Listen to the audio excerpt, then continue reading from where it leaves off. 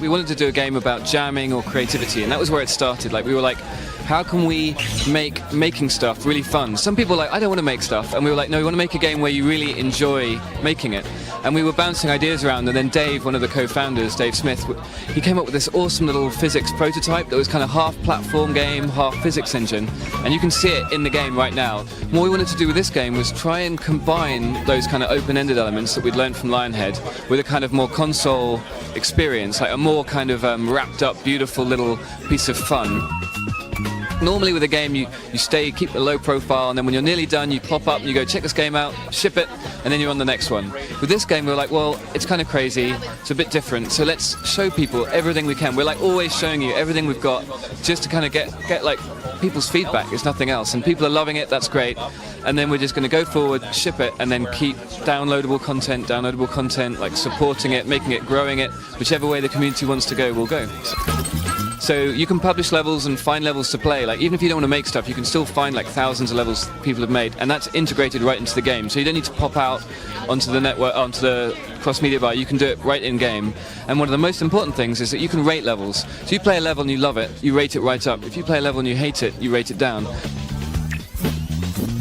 We used to joke that the audience is anyone with hands, but what I love about it is that there's depth for real hardcore gamers. You can go in there and we'll have like multiple paths through the levels. You can go back and replay them with your creative. You can make a tank, and suppose there's a level with a broken bridge and you have to drive over it, right? So the first time you play that, you just make a block, knock it over, simple. If you're a super advanced player, you've made your awesome vehicle, and you go back and play that level and you're like, no, multiplayer, and you're like, no worry guys, don't do this with a simple block. I'm going to pull this tank out, we're going to jump on the tank and drive over. So there's loads of depth for the gamers. They'll form our core audience. But I could play this with my mum, I could play it with my sister, I could play it with my kids if I had them. And like, that's great. The more the merrier.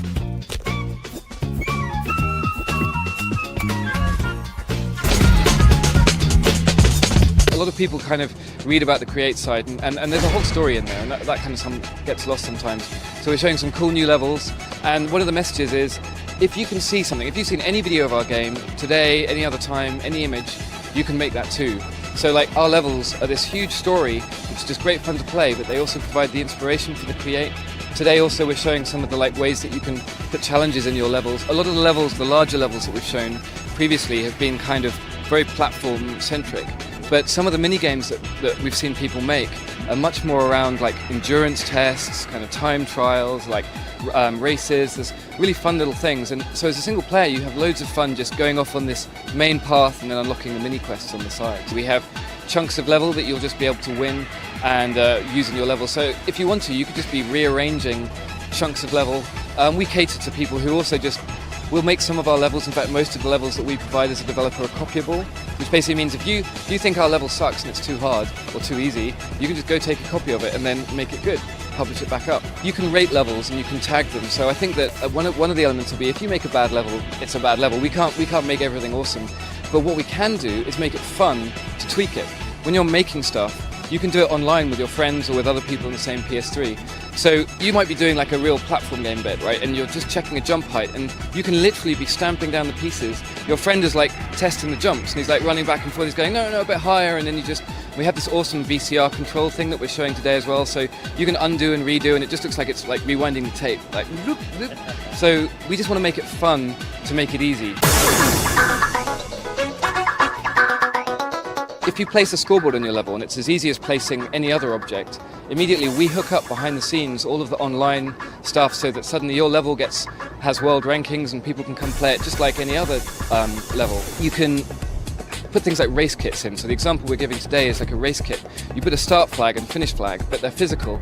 And this guy I was demoing it to, you put the start flag down, you put the finish flag, but he put the finish flag on wheels. And then it was like running away, and that was almost a whole new gameplay mechanic that I hadn't really thought of before. It's really open-ended, and like our level design department, I love getting a new build out. And it just sounds silly, but like I keep playing new levels that the level design team we have in-house is building, and occasionally you'll get these like obsessions. There was one where one of the coders, actually, Johnny, made a tank. This was a while ago. And he made it like intricately out of wood and made all the treads and stuff. And suddenly there was like this obsession in the office for building tanks. I think an interesting thing is if you just want to customize your character or make a gallery, you can import images with iToy. So you could just make a website, like a physical website if you wanted, or you could have a recreation of your bedroom. Well, I mean, we've been working pretty as fast as we can to get it out, because obviously to have the support and excitement of everyone just gets us really excited as well. Like we want to get this out to you guys. I mean, the thing is, we showed the game so early, so like it's actually only been in development for like 2 years, which is pretty short for a new thing. But when we first showed the game at GDC in 2007, so that's just over a year ago, it was like 9 months old, 8 months old. It was incredibly early to show, and I'm really pleased we did, because people really understood it, bought into it, and it's encouraged us to get it out. And all I can say is, as soon as we can get it to the quality that you expect, which is very soon now, we'll have it in your hands, and I really hope that you enjoy it. Yeah, I can't wait to see what you do with it. So Little Big Planet will be on the shelves in your stores this fall.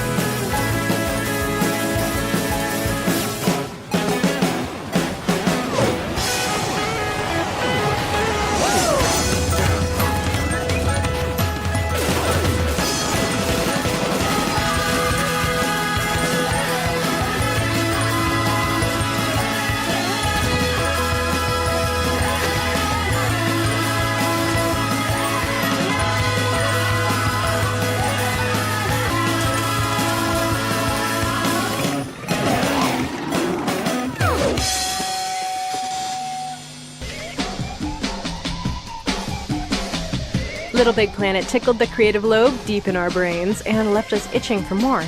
Finally, Little Big Planet 2 is here to scratch that itch and blow our little minds. Media Molecule has taken the lessons learned from the original groundbreaking game and combined them with big ideas from the community to make Little Big Planet 2 a powerful creative tool that would make any artist giddy with anticipation. But you gotta wonder, when your players have gone above and beyond the call of creativity, where do you take them next? Obviously, we've spent a lot of time looking at the user-created levels and content from Little Big Planet 1. We're constantly, inspired ourselves and amazed at what people have done. I mean, the thing about the community has been that they are incredibly quick to push the boundaries. I mean, that's the bottom line. Our stated aim from the beginning of LBP was learn from the community, and when we were first writing it, we'd have these moments of doubt where we were like, can people actually create amazing levels with this? We had to explain it to ourselves, to the press. This time around we know what the community can do. It was astounding, so now we can really build on that. Typically, when players find a bug in a game, they use it for an unfair advantage against other players. In this case, it seemed to help the community flex artistic muscles. There's a bug which they found called the 50-layer bug, and we totally didn't know it was in there. We didn't catch it when we shipped the game, but people have been using it to create levels that just have visual impact, and they rebuild backgrounds that officially they weren't allowed to do, but they've just done it anyways. The last level design guy that we hired was from the community. So he was doing things that we just couldn't work out how he was doing it. I think he was originally a builder, a construction worker in the UK, and now he's a game designer at Media Molecule. While the tools Media Molecule gave users were very powerful in the original game, the players decided to take the idea of play, create, and share to a whole new level. Literally. With Little Big Planet, there was a tiny minority of brilliant creators who basically bent the rules and created shooters and arcade games and not just platformers. Because when you think of LBP1, most people see a platformer. Now, Sackboy is still going to be in the new game, but the cool part is that we wanted to bring that idea of building not just platformers to everyone, not just the hardcore of the creators, but with LBP2, you'll have all that flexibility made easy for everyone. The upside for the really powerful, like hardcore creators, is that they then get an extra boost up into even more crazy territory, which I can't predict, but I hope it'll be amazing. With Little Big Planet 1, you could describe that as an editor for platform games. With Little Big Planet 2, we actually want to make it a platform for games. We want to broaden what's possible with the tool. It's still going to cater for and build upon what we had before, you know, physics, platform type games, but it isn't just platform games now. You can create a racing game, or a shooting game, or a fighting game, or a game that doesn't even have a definition yet. Media Molecule learned very well that by giving the community tools, they would build amazing things. Not only will you have large-scale game development tools, Sackboy will be getting a few tools of his own. One item you'll be getting a lot of new use out of is the grapple tool. Don't let those little stumpy sack legs get you down. If there's something way up high that you can't reach, the grapple will become your new best friend. Media Molecule has worked hard to make it easier to use all of the tools and to share your brilliant creations with your friends. So one of the big things the community asked us about was like, so I've made a cool level, how do I tell everyone about it? How do I get people to make my level popular? And that's one of the big things we've really been working hard on, and the web is going to be quite a big part of that as well. One of the ideas that we've actually got running internally now is that every level you publish gets a web page, gets its own web page. And what will happen is that when you publish, you can go and distribute that link to all of your friends. They can go online, even if they don't have a PS3 yet, they can go and check out the level, the high scores, the screenshots, and then from the web they can then connect it back to their PS3, so they can be browsing the web at work or on their lunch break and click loads of levels they like the look of, and when they come back to the PS3 and the PlayStation Network, they'll be able to see all of those levels ready queued up to play. So it's finding ways to close that loop so that players can find the good stuff. But don't worry, it's still going to be the same Little Big Planet universe you know and love, just way more advanced. From the graphics angle, I've been redoing the lighting so that even existing levels that you've already created, if you resaw them in LBP2, you'll have that level of flexibility and lushness that mean that if you want to do a really dark level or something that's like very personal to you, that visual style will be possible, much more so than in the first game. With the DLC, obviously a big part of that was the costumes. And the interesting thing about that is that with Little Big Planet 2, all of these costumes that you may have bought, you're going to suddenly find that they've got another use that they didn't have in Little Big Planet 1. And you're going to want to have a large wardrobe. Indeed you will. That's right, you won't be the only sack in need of some style and threads. In LBP2, you'll be able to create, resize, customize, and program your own AI sack bots that will follow your every command. And since most people play Little Big Planet's multiplayer, you can bet that there will be tons more features for you to play Little Big Planet 2 with your friends. And though the devs aren't talking now, our sources reveal that we'll hear much more about Little Big Planet 2's multiplayer at E3, just around the corner. With Little Big Planet 1, after a fairly short amount of time, we had over 1 million levels. And the aim with Little Big Planet 2 is that in a similar amount of time, we'll have over 1 million games. That's the dream. Little Big Planet 2 promises to give you and your friends easier and more powerful tools to play, create, and share your genius levels. And now, even games. And we can't wait to see what kind of amazing stuff you come up with. For more in-depth coverage of Little Big Planet 2, be sure to pick up the August issue of PlayStation, the official magazine, on newsstands June 29th.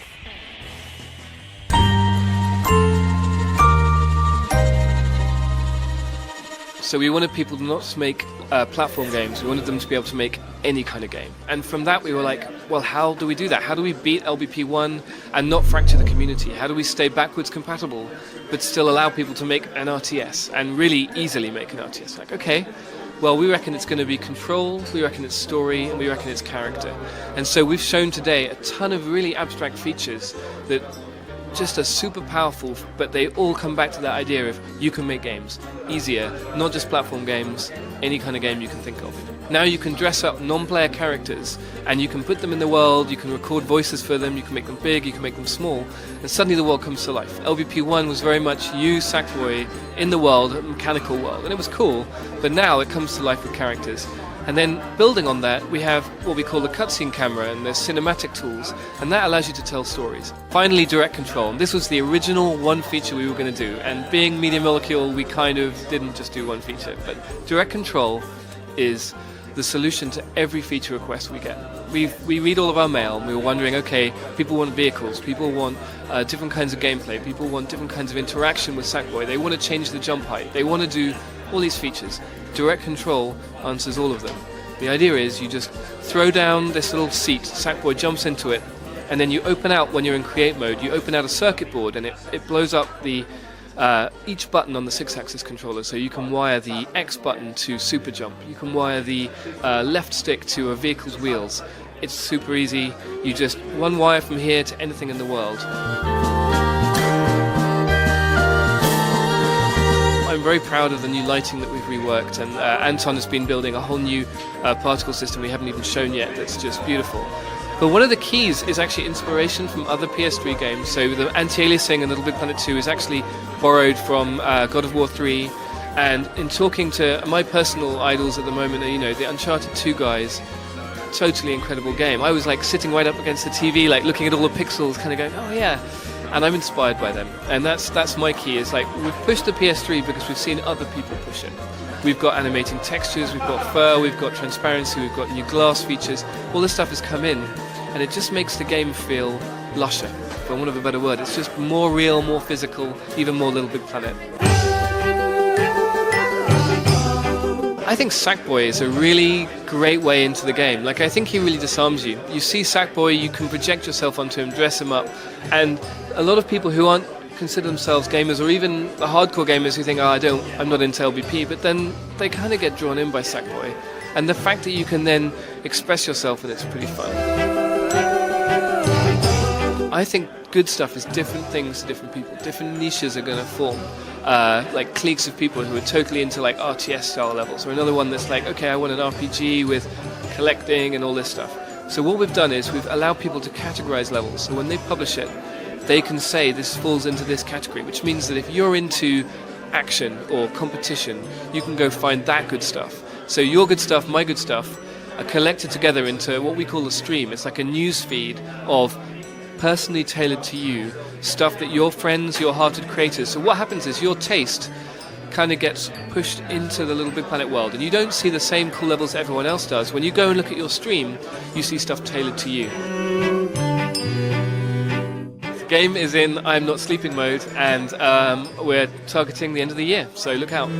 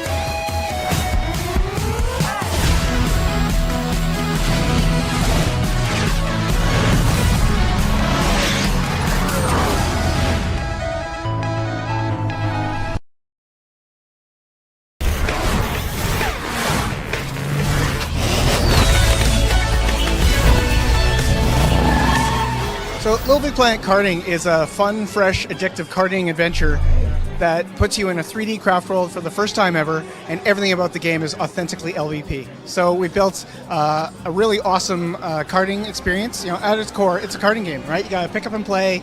You got to get into the races easily, have anyone pick up and play, and compete right away. So we've got that as a really strong foundation.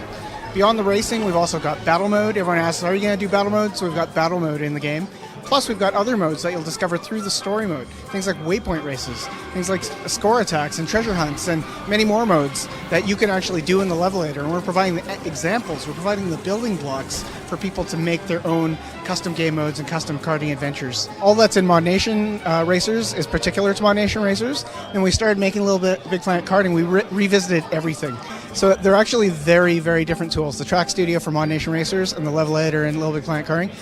Then we look at the craft world itself, and we've got a level editor that's on par. Anyone who's familiar with the level editor from Little Big Planet 2 is going to be right at home in the level editor. You know, go in there, make your own tracks, make your own arenas, you know, make your own props, you know, animate them, rig them. All of that functionality is in there to make it a really nice, living, breathing world. That's in full 3D for the first time. We're seeing Craft World in 3D. You're driving through it. You're driving through all the familiar themes from Little Big Planet 2. You can pick, you know, any of our weapons and modify them to the behavior you want for your custom level. You can even make weapons from scratch using any of the objects that we provide, or you can even paint your own objects and set them in motion. You can turn them into straight shots, you can turn them into seekers, you can turn them into area effect weapons, you can give them crazy visual effects and sound effects.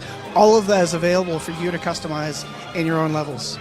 You can also customize Sackboy with custom costumes. There are hundreds, maybe even thousands of parts that you can customize with. You can sticker and decorate your Sackboy, your custom carts. You know, we have tons of cart bodies to choose from, tons of cart parts, and then you can also sticker and decorate your pod. So, you know, that whole Little Big Planet experience of hanging, customizing, expressing yourself, all of that is in Little Big Planet Karting. And then we've added some abilities that are really, really popular, inspired by Little Big Planet. So, you know, we've got slapping, so you can drive past a buddy and then just whap, you know, slap them and stun them, right? So that's really cool. And then we've also added the grappling hook from Little Big Planet 2.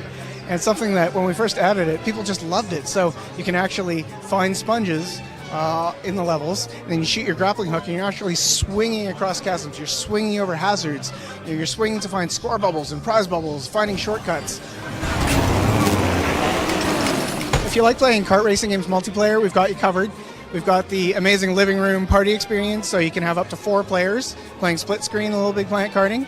And if you're online on the PlayStation Network, you can play with up to 8 Sackboys online competitively and cooperatively. So Little Big Planet Karting is basically, it's a fresh, new, fun, addictive karting adventure set in Little Big Planet's craft world, featured in 3D for the first time. And the whole thing is packaged just like Little Big Planet. So, you know, you've got Sackboy, you've got costumes, you can customize them really quickly. He's now in carts, which you can also customize. You can sticker and decorate your pod, and you can share all of your creations, all of your custom levels using the level editor with millions of people around the world, and also look for millions of levels that are, you know, some of them are traditional, some of them are wild and wacky, but it's all good in Little Big Planet. Well, people love LBP.me. It's so handy, you know, for searching for creations, adding them to your queue, you know, learning more about levels, looking at photos, commenting on them, and you know, if it's not broken, don't fix it, right? So Little Big Planet Karting is going to have a very, very similar site with all those same features that you're used to having. So Mod Nation Racers and Little Big Planet are entirely different games. So where Mod Nation was a traditional hardcore kart racing game, now Little Big Planet is in a completely different vein. It's set in craft world, it has its own materials, has its own objects, has way more functionality, and you know, I think it's more of a karting adventure, right? So there are a lot more possibilities for what you want to do, not just kart racing, but exploring, you know, all the worlds there in craft world. You know, meeting crazy characters, doing you know, lots of crazy objectives in service of story with a big finish at the end, which will keep secret for now. But yeah, they're entirely different games, and they serve, you know, 2 different audiences and 2 different moods. They're 2 different tastes. They're both great. We are going to support the PlayStation Move controller. Those details are still being finalized, so please ask me again at a later date. I'll be glad to tell you once we've finalized. In terms of balance and performance parity, in a play, create, share game, it's really important. It's almost the most important thing for individual players to be able to express themselves creatively and dress up how they want, and really be themselves and not be rewarded or penalized for that performance-wise. And so we've kept to that, right? So no matter whether you're wearing an animal costume, or if you're wearing the dragon tail costume, no matter if you have a hovercraft or a monster truck or a tank, all of them perform the same. So it feels like a fair fight every time. Now, having said that, a level creator can actually go into their own custom level and actually dial in performance tunings, based on various conditions, various pickups. Someone could actually make a scenario where performance is key to winning that level. But for the most part, we like everyone to be fighting on a level playing field, no matter how they like to express themselves.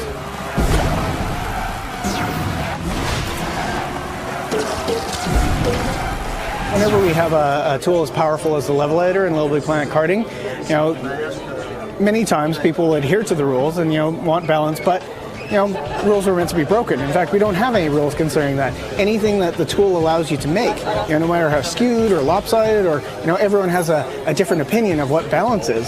Well, in your own custom levels, you can dial it however you want. And I'm not to judge. Who's to judge? What's fair? Whatever a level creator wants to put in their level, it's fair game.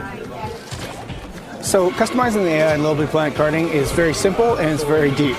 On the simple side, if you make your own custom track or your own custom battle, you can just move some sliders, some knobs, and adjust how hard or easy your AI will be. Do they stick to the racing line? Do they drive faster? Do they drive slower? Do they catch up more, or don't they? Are they more aggressive with weapons or less aggressive? And those are very, very easy to tune for your custom level. But then beyond that, if you want to really dive in and tune the AI to suit your custom scenario, we have a number of behaviors like following set paths or roaming or just patrolling, however they see fit. You can also have them attracted to certain places in your level or certain players or certain AIs. You can also have them flee from those things. So, and that's just scratching the surface of how customizable the AI is. We have a lot of details about the level editor to share later, but in general, the sharing in Little Big Planet karting is very much what you're used to seeing in Little Big Planet. So, there's a lot of freedom of choice there. Just like there isn't anything in Little Big Planet, but in the Little Big Planet community, people can choose to share their creations, allow other people to remix them, or you can keep it to yourself and really refine your own level. So that only you have rights to republishing that level, and that, I think, lends a certain satisfaction to having the rights to that level, because you're getting comments, you're getting reviews, you're playtesting it online with other players, and then you have the responsibility to make your level the best it can be based on feedback from other players. So if finding prizes in our levels, what's neat about that is you can play yourself to try to find the prizes, or when you're partied up with friends in your own pod and you go in and cooperate together, if any one of you or your friends grabs that prize bubble and unlocks that sticker, you all get the same thing. So it's great for people who find it daunting to try to get all the prizes themselves. No, you should get together and you should cooperate and share the burden, right? And everyone reaps the rewards. I've been concentrating on Little Big Planet karting for the last couple of years, since we shipped Mod Nation, but that community is still alive. It's still well. People are still publishing awesome tracks and awesome mods and awesome karts, and people are still having intense races online, and that lives on. Right? So, and Mod Nation has its own focus. Little Big Planet karting has a different focus, and that's what I'm concentrating on. And I mean, they're both my babies, right? I want them both to survive and thrive, and I think they're two great tastes that can really coexist. I'm William Ho. I'm from United Front Games, design director on Little Big Planet karting. It's exclusively for PlayStation 3, available sometime in 2012.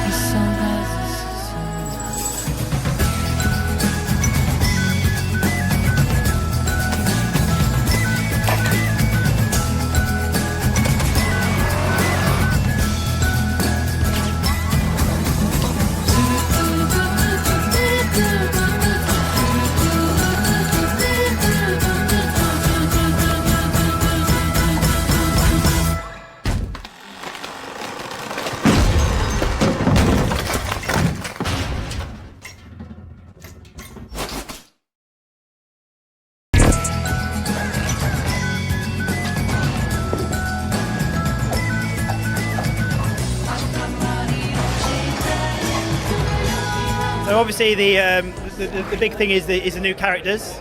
So they're kind of a big gameplay addition. So each of the characters has been built from the ground up with gameplay in mind. You've got Oddsock, who's the fast one. You kind of make really fast-paced kind of levels with it. You've got Toggle, who's got some interesting kind of physical powers. He can be big, he can pull stuff around, he can be small and walk on water. And then you've got Swoop, who again offers a really unique gameplay experience. You can fly through the level. Again, it still ties into the physics, so you can like pick things up, grab characters, grab sponges, grab bombs. You can do lots of crazy stuff. They can customize the characters as well quite heavily, so these are just a starting base. So that was one of the main kind of new additions we've added to LBP3 to expand those kind of possibilities. You've got a lot more depth in the game now. So whereas before you had 3 layers, now you've got 16 layers of kind of area to build, so you can do a lot of crazy stuff with that. In the story mode, we use the layers for that level layout, so you get some really interesting kind of intertwined layout. But obviously for create mode, you can kind of do what you want. You could like use the layers to build 3D top-down scenes, and you could go wild with it. The other thing as well is worth mentioning is on PS4, your old level is going to look even more awesome on the PS4 in 1080p. So everything's going to kind of get a bit of a graphical kind of upgrade automatically.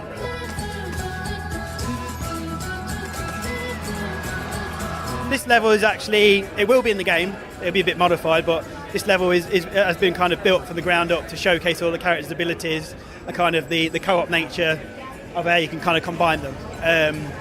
In the main game, you will play as different characters. It's a main part of the kind of the story, but you will all in multiplayer you'll all play as the same character. Sackboy has had quite a lot of tweaks.